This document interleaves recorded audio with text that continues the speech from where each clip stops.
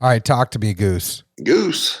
Did Goose have a stash? Yeah, he did. Oh, really? I'm Maverick. You're Goose. You have much more of a Goose personality than a Maverick personality. Maverick was a little hot-headed. Goose was the funny one, kept Maverick in check. I mean, I thought we could have stopped this when you like confidently said, "You're Goose. I'm Maverick." You absolutely are Goose. I will say I'm proud and disappointed of you at the same time. Oh, God, what? You know, I'm proud for the No Days Off shirt, but you didn't even put a damn hashtag on it. Like, that's the whole shtick is the hashtag. I'm working on that. Well, you know, I thought about this too. Maybe we should do like a limited run of T-shirts, like a one-time only deal. I have asked and inquired to the same people who do our diapers, bottles, and bourbon shirt. I've asked for a limited run of hashtag No Days Off T-shirts. That was my thought. Put the little logo on the left sleeve. I totally agree with you. And if you ever checked our Instagram, you would see that the message was already out Saturday night. So the truth of the matter is that shirt that I found was not one I made, but I really want to make one that is hashtag No Days Off with our logo on the sleeve. Well, I think if we do it, though, since we obviously have creative differences on colors we prefer, there should be the John color and the Zeke color, and we'll see which one sells better. Which one's the Zeke color? Well, we haven't decided yet. We have to look things over, see our options. I know mine will be much less dark than yours. Well, there, buddy. Again, if you were to pay attention to anything, if you go to the website to get the T-shirts, you can actually pick different colors, and you can get it in red or blue or gray. Doesn't have to be black. I didn't say it did. I just said I thought we should have two different colors, and then they can give us a tally of which one sold more for this limited run engagement. They can already do that, and it would be available in different colors. Are you listening? You're not listening to me. That's already there. You're like, they should do that. They already do it. I understand they have the capabilities. I'm saying the fundamentals behind this would be you and I each do a color. We put it up, a limited run. At the end of the day, we see who gets more sales. Okay, that's fine. We could do that. I'm just saying it's easy. We can do it. I'm aware of that. I was having T-shirts made when I was 19. What are you, like an OG of making T-shirts? I'm just saying I understand it's easy. You're killing me. You're killing me.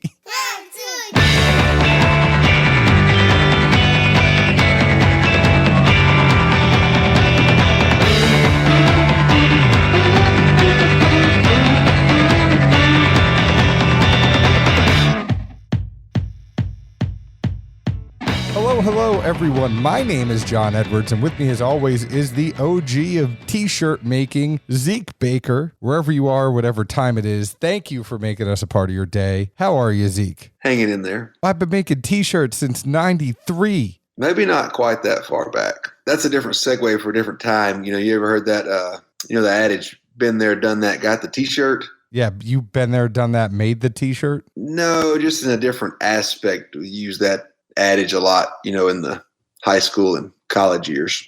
Well, how are you, my friend? What's new? Hanging out, taking it easy. I got some weird sinus gunk going on. Like, literally, I feel like I'm going to sound like you this episode. Not to get all dorky, the news said that it is a high pollen week here in Tennessee. So all you that have the sniffles, it could be allergies this week because the pollen is here because we have a wind coming from the north. That's better than a wind from, where was that thing from? Africa? Oh, when all the sand came over here? Yeah. But there was a derecho last week putting 100-mile-an-hour winds through like the Midwest, Chicago. What was it called? A derecho. Is that like a Dorito? Kind of. But like the derecho, it came through Nashville a couple months ago. It's just a weird storm that has very, very high straight line winds. Ripped up a whole bunch of playgrounds and stuff in my neighborhood. Here? Yeah. Interesting. I also wonder about this free time you have to find these things out again. Is there like some, what are those things called? Like a listserv kind of thing with like a digest function of like savant reading for the day. Guarantee you, none of your friends know jack shit about this. We're just like, subscribe. Thank you. The AP Newswire or Channel 2, Channel 4, Channel 5. It was all covered on the news extensively. No Channel 5. That's that S-Clim stuff. Anyways, my friend, before we get into this, I want to let you know today's show is sponsored by CashCartel.com, changing the industry standard as to how you get your alcohol They are like the Amazon of the spirits industry. So they will hook you up with a merchant that will send whiskey directly to your door. So you could sit on the couch. You could be like Zeke. You could be lazy. Have somebody else do all the work for you, because that's what he does every week when it comes to this podcast. So let Cask Cartel do the work for you. Let them find this whiskey. Have them send it to your door. And obviously, it's a convenience thing. So for the allocated releases, it's going to cost a little bit more, maybe even a lot more, because you don't have to go wait in a line. You don't have to do a raffle. They have it. You could just sit on the couch and get it sent to your house. But your regular drinkers are going to be the same price as you would find them on a shelf. So go to caskcartel.com, find out for yourself. Also follow them on Instagram at Cask Cartel.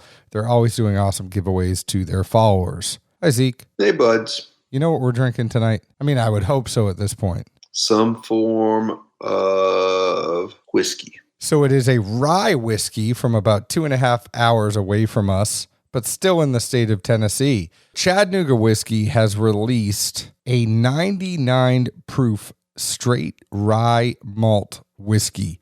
This is a Tennessee High Malt Rye. They are the only Tennessee High Malt that is out there. It's 99 proof, 49.5 ABV. This is a 6 to 10 barrel batch of a 4-grain rye. It's 3 years old at least, non-chill filtered. There is a 7-day fermentation with this rye whiskey, so it stays fermenting a little bit longer than some other stuff would.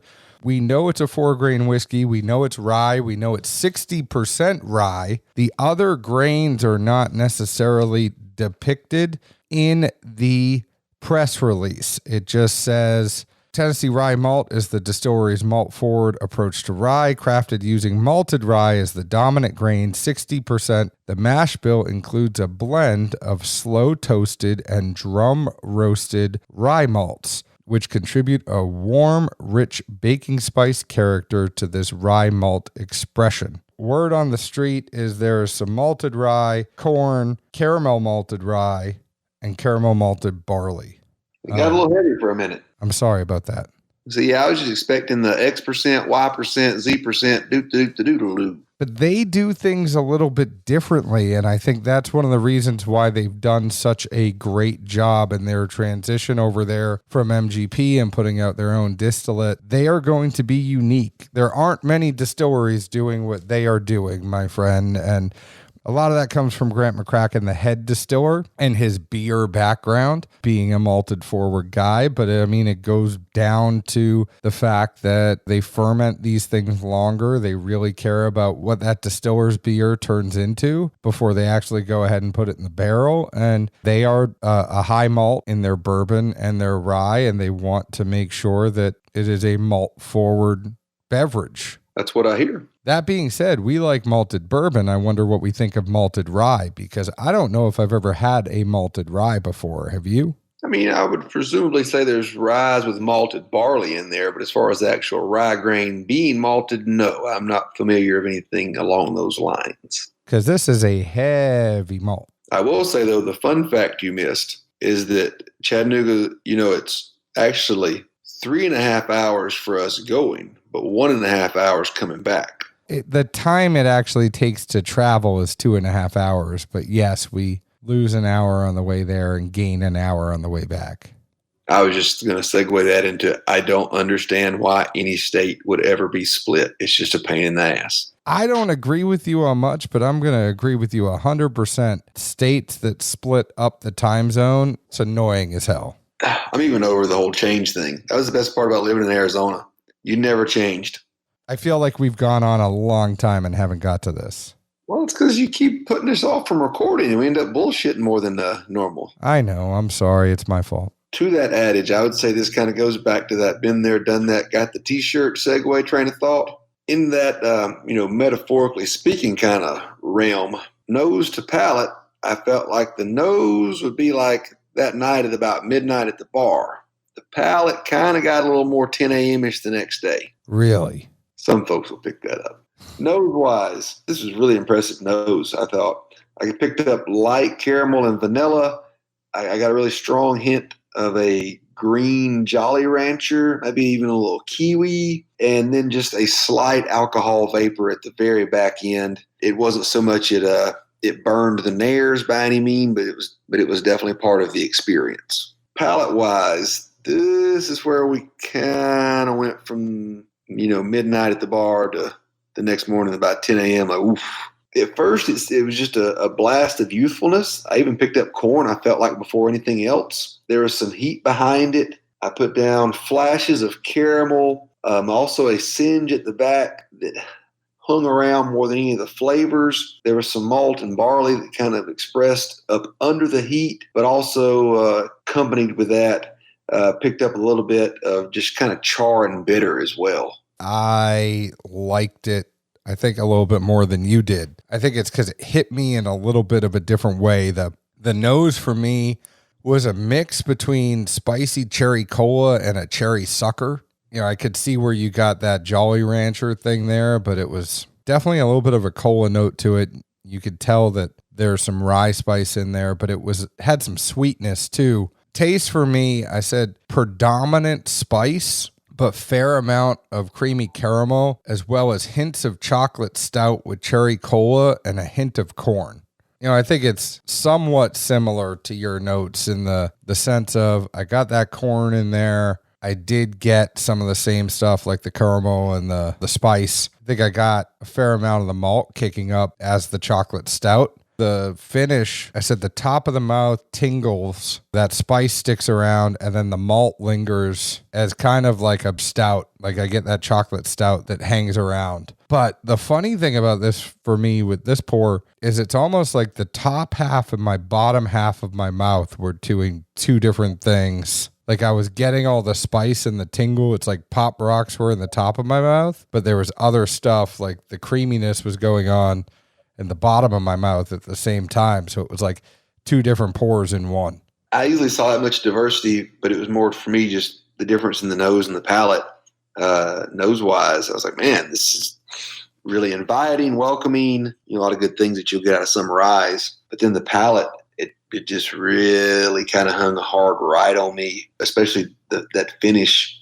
To me, it was really just singe and dry and bitterness and no flavor to speak of, but what was there did hang around. Like you mentioned, that singe just kind of sits there on the back of your tongue for a while. I don't know. Especially for the proof, I wouldn't expect that kind of singe or heat. I absolutely thought it went down easy, but I don't know. I'm kind of getting used to that malted whiskey and bourbon and rye. I'm really enjoying the stuff that Chattanooga is putting out. I'm not bullshitting you. I really thought that goes down easy, and maybe it's because I am so off the 95.5 train for a little bit that I'm welcoming these different ryes that are coming out, like Rare Breed and Chattanooga, and I don't feel like I'm having a pine tree when I drink this. There's no pine tree here, but there's no flavors as there were to the Rare Breed. It's just the back end does not leave me wanting more, which some drying finishes will do, and I understand why that can be a good thing. But when the bitter just kind of crest over the drying aspect of this to me, I don't think I'm getting as much bitter as you. Something's missing. I don't know if it's just simply a lack of age, because nose wise, a wonderful little bouquet there, but the palate just definitely does not strike my fancy. See, I'm not getting bitter. For me, it just kind of goes down. I'm getting more malt than anything on the finish the more I sip of it. The one I'm sipping right now, which I'm sipping out of the bottle, like not directly out of the bottle, but I poured it from the bottle into a Glencairn glass. I'm getting a whole bunch of malt on the finish. The more I sip of it, it's like that first one is a little bit with the tingle, but the more I sip of it as you're sitting down in that same one pour, the more it moves to malt for me. I just want to say malt over and over for you. I know. You love that. But I get a fair amount of cola. The singe is in a weird place. It's not a hug, but it's in the back. It just back of the tongue, still just kind of burning. I don't know. I'm not getting that. But again, this could be like that Four Roses that we had, where what I think is really hot, you think is not, and what I think is not hot, you think is hot. Which I think we will find out maybe very soon with this No Days Off t-shirt experiment. I don't think the color of the t-shirt somebody buys is going to have anything to do with whether or not they think one of our palates is better. I just meant hot. Oh. Well, at $39.99, I am absolutely a buy on this one. I really enjoy it. I like having some diversity in my rye. I welcome diversity in rye. I think that they're pushing the boundaries and doing something new and carving a niche for themselves at Chattanooga. And I don't have the weird tingle or the weird singe like you do. I have more chocolate stout on the finish. So go figure. I mean, I did try it actually with a couple drops of water just to see where it was. I thought the front end got milder, also creamier. The Jolly Rancher kind of showed back up a little bit, but the back end was still just, it had things that just weren't my jam. Which is fair, because that's why there is a heck of a lot of whiskey out there, so you can find your jelly. Zeke, I want to let everybody know that they can get the glass that I was drinking out of tonight, the official Dad's Drinking Bourbon Glencairn, by going to premiumbarproducts.com. You can also get awesome personalized laser-etched glassware there. If you want to put down Zeke Stash's back or Doc Holiday, whatever you want to put on a glass, go to Premium Bar Products and personalize, laser etch your own glassware. They do it right. They laser etch it in there deep so you can run it through a dishwasher, all that stuff. But they also have the perfect dram glass, the neat glass, the Tua glass. They have all sorts of glasses on there that you can personalize. If you are a distillery or a store or a whiskey group and you have a bigger order, reach out to me. I am happy to get you in touch with Carson and Janie and Vicky and all the good folks over at premiumbarproducts.com to do a wholesale order. Zeke, the folks can find us at Facebook at Dad's Drinking Bourbon, Twitter at Bourbon Dads, Instagram at Dad's Drinking Bourbon. Find us wherever you download your podcast. Chances are you already have because you're listening to us right now. Leave us an open and honest review, just like we leave open and honest reviews about the whiskey we drink. Zeke, where else can the folks find us? Well, first of all, 2 points of reference. The Earps had the big wide mustaches. Doc's was a lot more trim and narrow and just on the upper lip. And point number 2, it's jelly roll, not jelly. Well, you said it wasn't your jam, and I said I hope it was your jelly. Exactly. That's why I said jelly roll. Cheers. Ciao.